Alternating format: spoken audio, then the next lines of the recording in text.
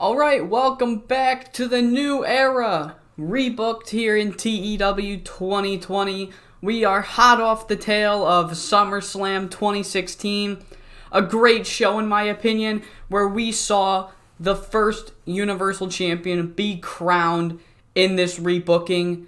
It was not Finn Balor, sadly. I would have loved to have made it Finn Balor, but Finn Balor is not over enough, and if you give a guy that isn't over a championship in TEW, things aren't going to turn out well. But I thought of a person who might have even been better at this time period to be the first Universal Champion. Cesaro claimed the Universal Championship, beating Seth Rollins clean in the middle of the ring in a one-on-one match to end the show last night.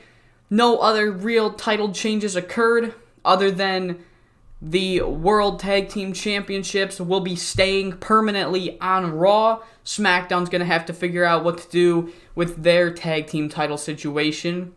The Miz was able to retain his championship after beating Neville, who was replacing Darren Young. Even though it was some underhanded tactics, he did still retain the Intercontinental Championship. Xavier Woods defeated Bray Wyatt. He overcame his fears and defeated Bray Wyatt. And that's really all we had on the Raw side of SummerSlam.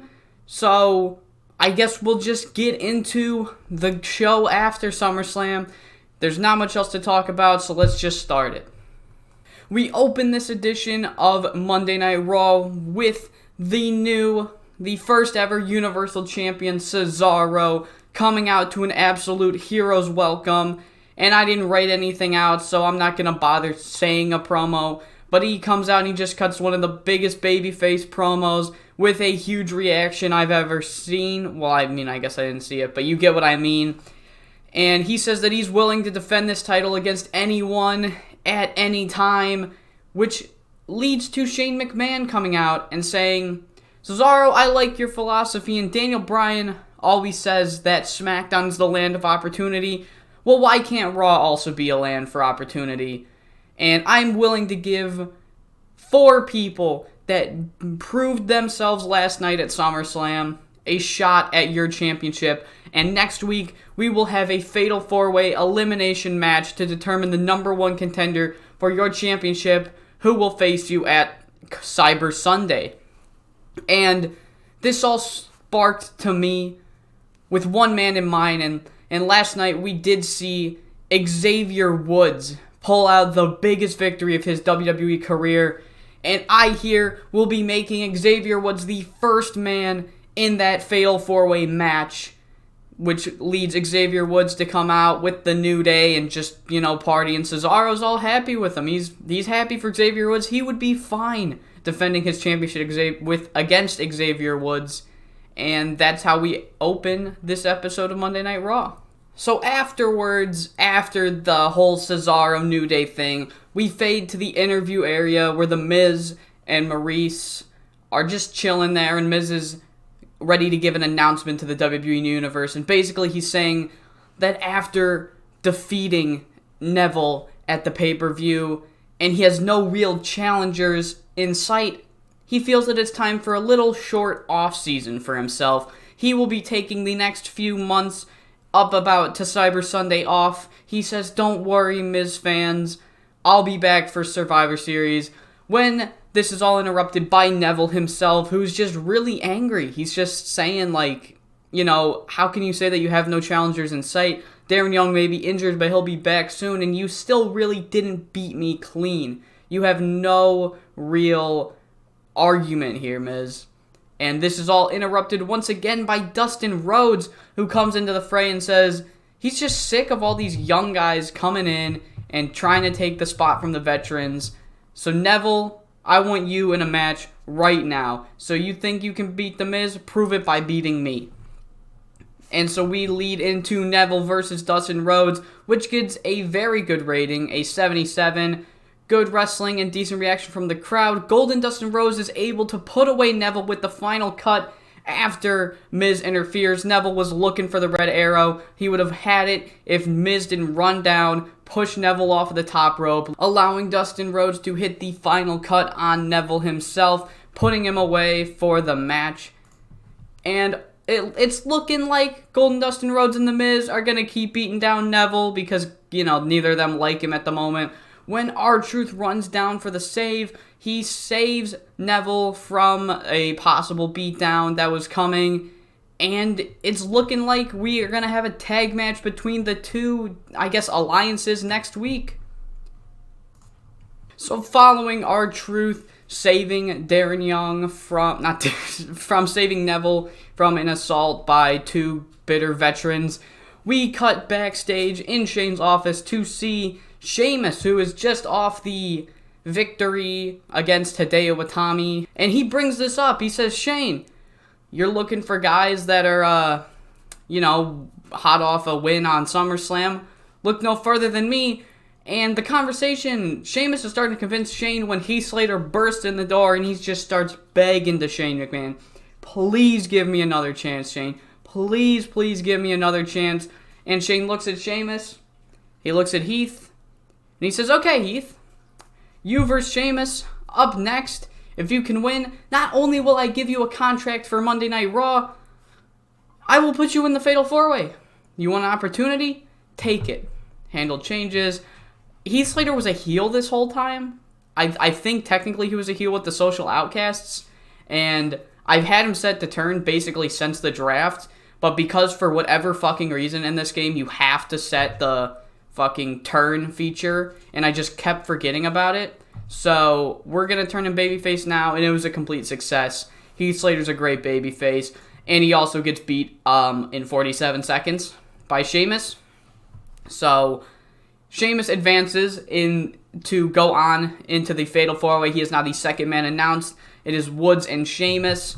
And yeah, that's really all that goes on in this segment, because we cut once again to the interview area where we have Renee Young with the Glorious Ones. And the Glorious Ones, they're just here to say something along the lines of, we've been waiting our whole careers to hold some real gold in the wrestling industry, not some lower down, independent garbage. We want to hold real championships, so that's why we've teamed up recently. We've teamed up to collect belts, to collect championships, and we're looking for our first championships to be the World Tag Team Championships on Cyber Sunday. Speaking of tag teams, the Usos come out, and they're just cutting a babyface promo like, yeah, we might have lost last night at SummerSlam, but don't fear, Uso Nation will stand tall, and we will be at the top of this tag team division before long, causing the Vaudevillains to enter into the scene. And they don't really do much, they just kind of make fun of the Usos, and the Usos are like, oh, you're going to make fun of us? How about you back up your words? If you're really a better tag team, fight us right now.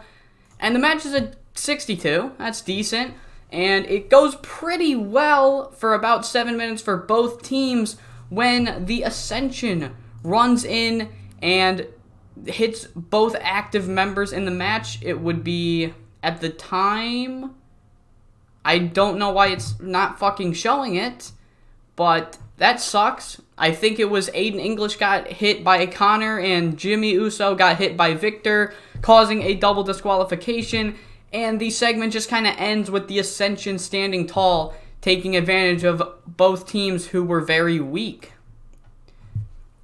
We then go to commercial, and when we come back, we are once again in Shane McMahon's office, where both Kevin Owens and Randy Orton want to be added into this Fatal 4-Way matchup, and Shane McMahon's like, well, neither of you had a match on SummerSlam, so I can't really tell whether or not you guys deserve it, so why not have a match in the main event tonight, where the winner can go on and face Xavier Woods and Sheamus and someone else in that Fatal 4-Way. Both men kind of nod at each other and go get ready for their main event match. We go into the ring to find Samoa Joe and Stephanie McMahon. Joe is ready to sign his Raw contract. Steph is more than happy to give him one. Joe is about to sign it when Alberto Del Rio's music hits. Alberto Del Rio comes out and he just calls Samoa Joe a fake tough guy. You needed a car to hit Roman Reigns. Your submission's probably not even that effective. You just, took advantage of Roman Reigns who's nursing an injury. You're a fake tough guy, and I'm going to prove it to the world how much of a phony you are.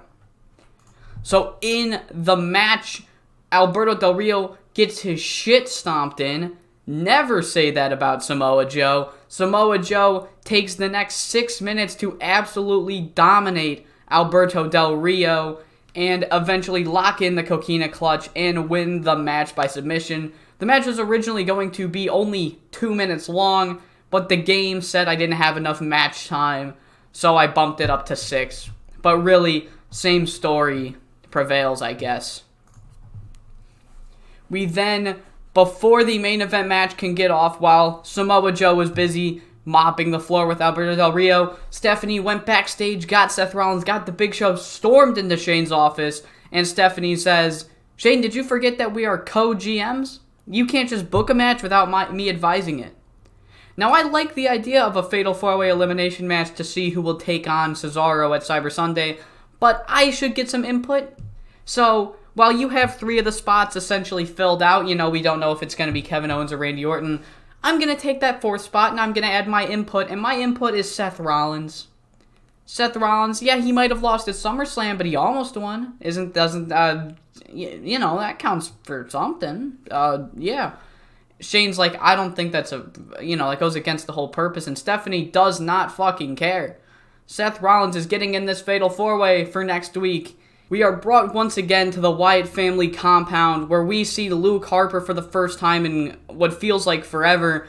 Bray Wyatt notes that Luke Harper is now back, and Luke Harper will be the key to stopping Xavier Woods. Xavier Woods may have bested Bray Wyatt at SummerSlam, but he won't be able to best him once again, and Bray Wyatt keeps going on about how he is not done with Xavier Woods when Braun Strowman puts his arm on Bray's shoulder and makes him stop talking. Braun Strowman is not a fan of this plan to keep going after Xavier Woods, and we'll have to see where this goes. And that's the precursor to our main event match between Kevin Owens and Randy Orton, and it is a long match, a 25-minute match, I believe, not sure, and it's a total back and forth affair. Randy Orton has the upper hand. He's got Kevin Owens in that rope DDT. Kevin Owens pushes him off. Randy Orton kind of hits the referee. Referee doesn't fall down, but he's just like nursing his nose. Randy Orton might have elbowed him in the nose. Chris Jericho pops out of nowhere, smashes Randy Orton with the Codebreaker. Kevin Owens then takes advantage from the Codebreaker, lifts up Randy Orton, hits the pop-up power bomb, and defeats Randy Orton in 22 minutes, not 25. I was close enough. Both men had great performances. The interference from Chris Jericho was clearly what, brought the match down. But after the matchup, Kevin Owens books it. He sees the Big Show's coming. He doesn't want any part of this. Jericho come. They hit moves on Randy Orton. Cesaro eventually makes his way down, but he is not quick enough to save Cesaro. Cesaro and Randy Orton have kind of had a little bit of a partnership going on in the recent weeks with the whole Stephanie McMahon stable forming again, and he is just too late to save Randy Orton from Jericho. And Jericho almost book it, but then they realize, hey, wait a minute. It's still 2v1. And they take the time to roll back in, and as hard as Cesaro fights, he almost is able to fend them both off, but the numbers game is too much of a disadvantage for him, and Jericho managed to lay out Cesaro with Randy Orton, while Kevin Owens is just gone somewhere else. And we end this episode of Monday Night Raw with Jericho on top for what feels like the first time. And this episode of Raw gets an 83, kind of lower than what we are used to seeing, and I think it's because of those that main event match really carrying things down. I have main event spotlight on, so yeah, we had no real majorly good matches, and the main event angle didn't even get too well, but it's fine. Really, it's fine. I think the stories are progressing nicely, and that's all that I really 100% care about. So that is going to do it for this episode of Monday Night Raw. Don't forget to check out SmackDown. We will see what happens now that John Cena is gone up until Survivor Series. So we'll have to see where that plays out, how that plays out. And I have a big not announcement to make on that show, but a big angle is going to take place on that show, and I'm not going to spoil it, so you have to tune in to see what happens. So I hope to see you there for the next episode of The New Era.